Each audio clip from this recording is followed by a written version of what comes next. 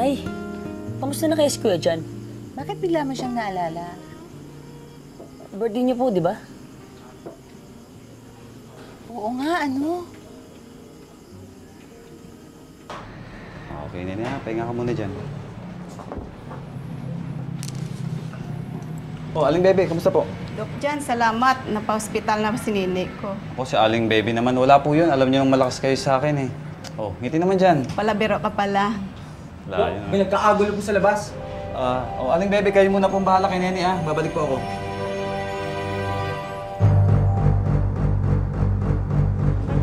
Ano may sabi? Ito. Sama ko na. Bakit tinako mo? Binili ko mga paninda na.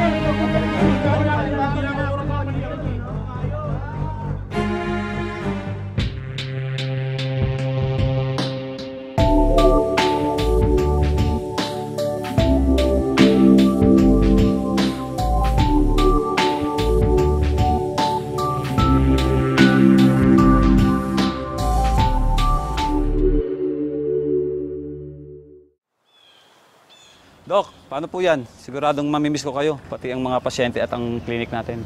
Sigurado ka ba sa gagawin mo? Yun na po talaga, Dok eh. Napakabata mo pa, very promising. Bakit gusto mo doon? Malapit po kasi talaga ang puso ko sa mga magsasaka. Ang isla pala ng Tinundan ay mahihalin tulad sa paglaganap ng manorialismo at feudalismo noon sa kanilang Europa. Kung noon may feudal lord na nakikinabang sa pinaghirapan ng mga peasant sa Tinundan, nariyan naman ang mayor na patuloy ang pagyaman dahil sa kanyang mga sinasakupan. Sa huling taon ng Roman Empire, maraming peasant ang nagbigay ng kanilang lupa sa mga noble, kapalit ng proteksyon.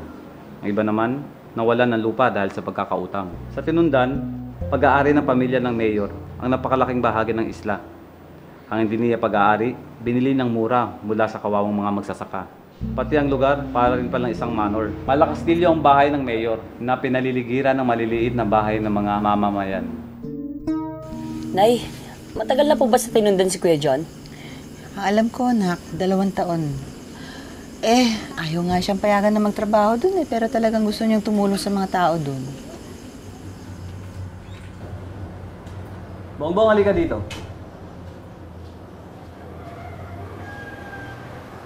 Bakit po, Dok? Gusto ko basahin mo to para maintindihan mo ang kondisyon dito sa Tinundan. Dok, bakit ganyan na lang po kapangyarihan ng mayor? Buong lalawin kasi hawak ng pamilya nila. Ang gobernador, tatay niya. Ang kongresuman naman, asawa niya. Halos buong lalawigan inangkin na nila. Makapangyarihan talaga? Kasi marami silang lupa. Kaya naging mayaman at makapangyarihan sila.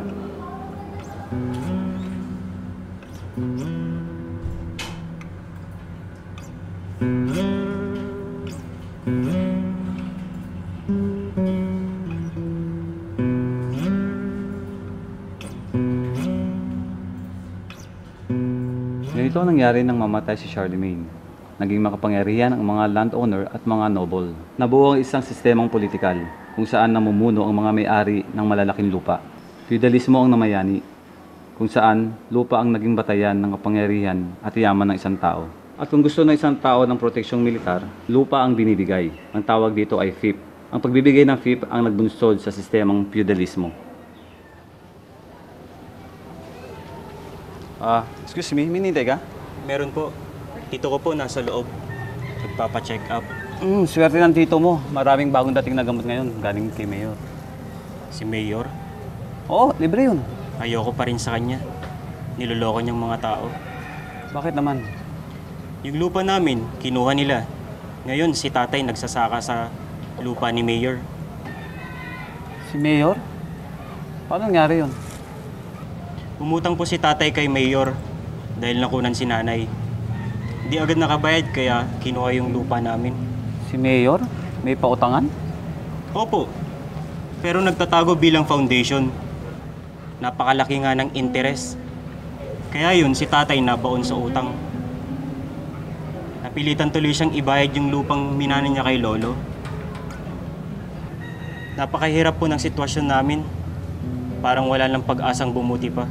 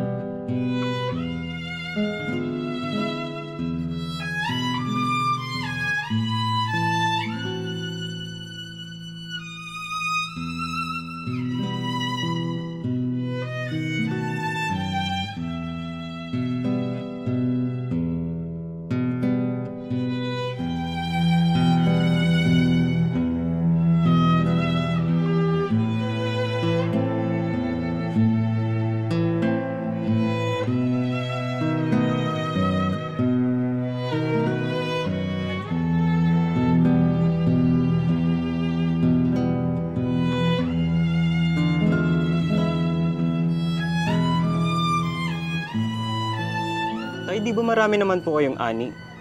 Sana. Pero mahirap dahil sa tersyuhan. 30% lang ng ani. Ano pupunta sa atin? Sama mo pa ng mga trader. Kinukuha namin sa kanila ang abono at pestisidyo sa mataas na presyo.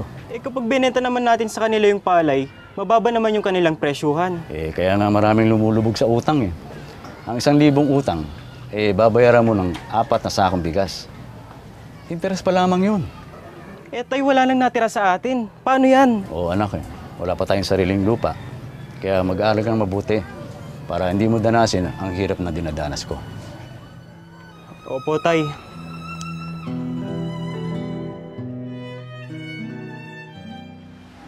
Excuse me, Doc. May bisita po tayo. Jerry daw po pangalan. Jerry? Sige. Sorry.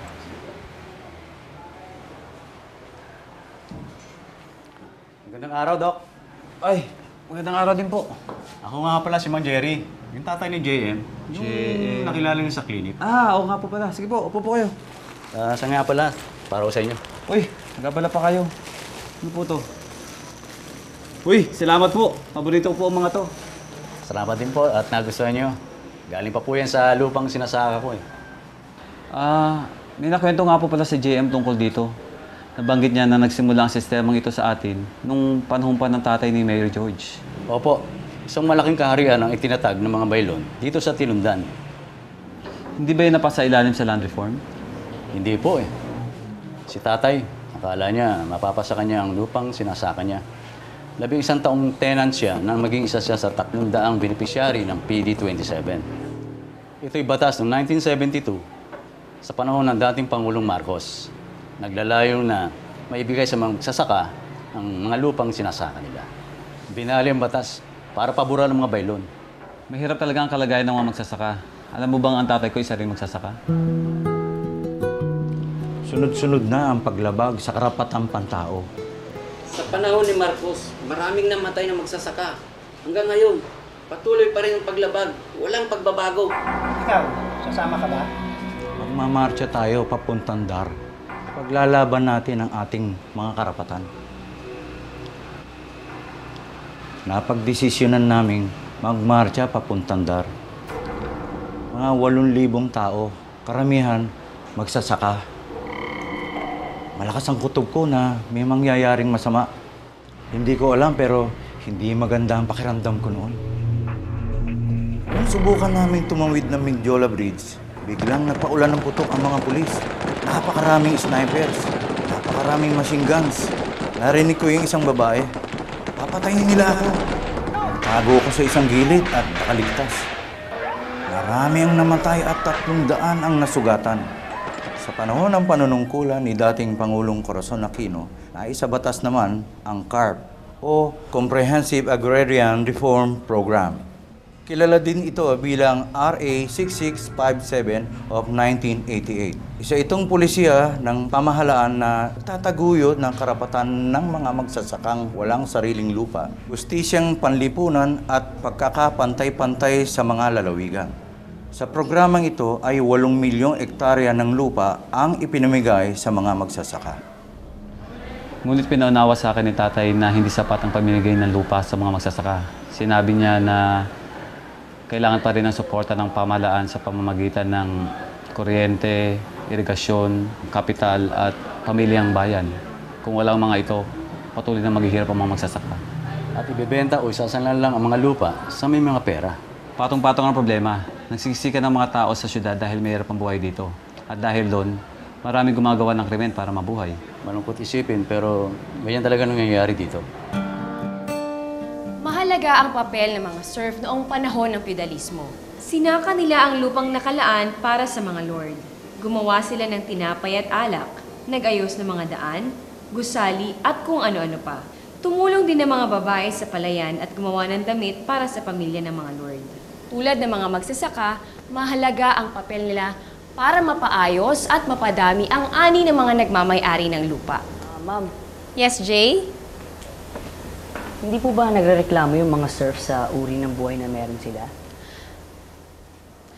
Tulad ng mga pangkaraniwang tao noong medieval times, naniniwala ang mga serf na ang Panginoon ang siyang nagtalaga ng kanilang magiging katayuan sa lipunan, kung magiging nobleman sila o serf.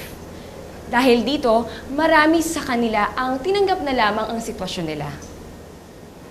Kaya siguro tinanggal na rin ng mga tao ang pag-asa na may mangyayari pang pagbabago. Marami rin ganyan ngayon.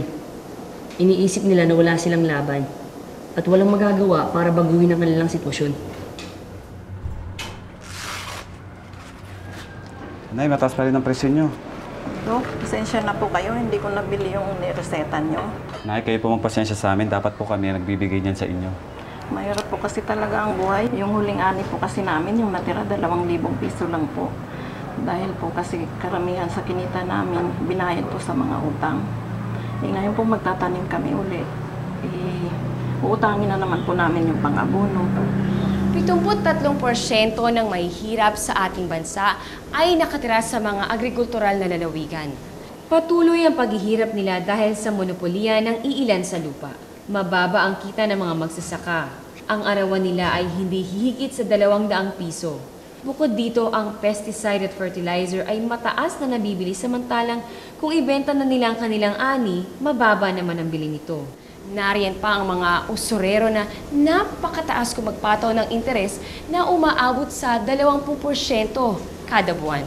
Walang pagbabago, mahirap talaga ang buhay namin. Nay, huwag po kayo mawalan ng pag-asa.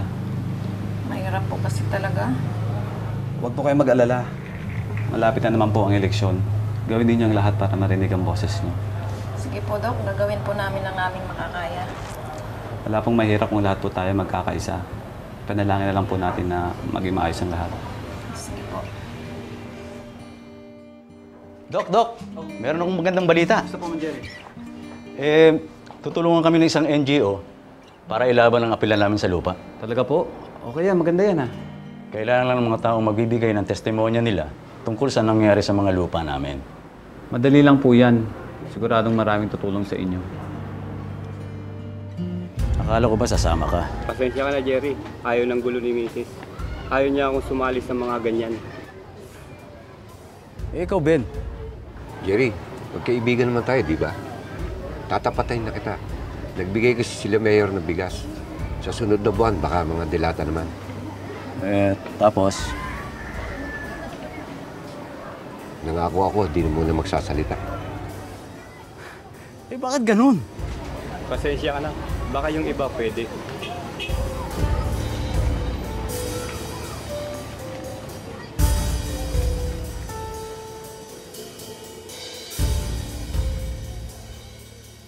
Dok, nabigo ako sa mga kasamahan ko eh.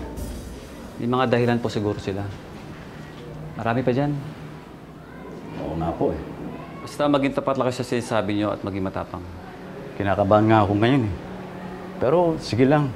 Kasi kung hindi ngayon, kailan pa? Sila JM din, gumawa ng sulat para sa Senado para ipahatid ang ating kalagayan. Oh? Paano niyo nalaman? Pumunta po sila dito kahapon, pina-check yung sulat sa akin. Ngayon, kahit mga bata, gumagawa na rin ng paraan. Kaya nga, kung sila may ginagawang ganyan, dapat tayo din.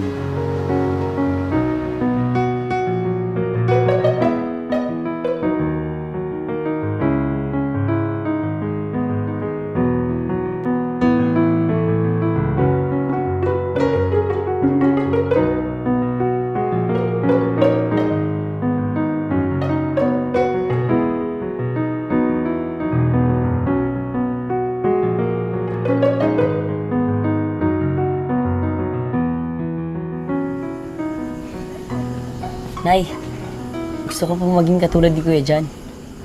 Paano? Magsisikap po ako mag-aral para magamit ko po yung kaalaman ko sa pagtulong sa kapwa. Maganda yan, anak. Maganda dahil mababago mo mga buhay nila. Oo nga po.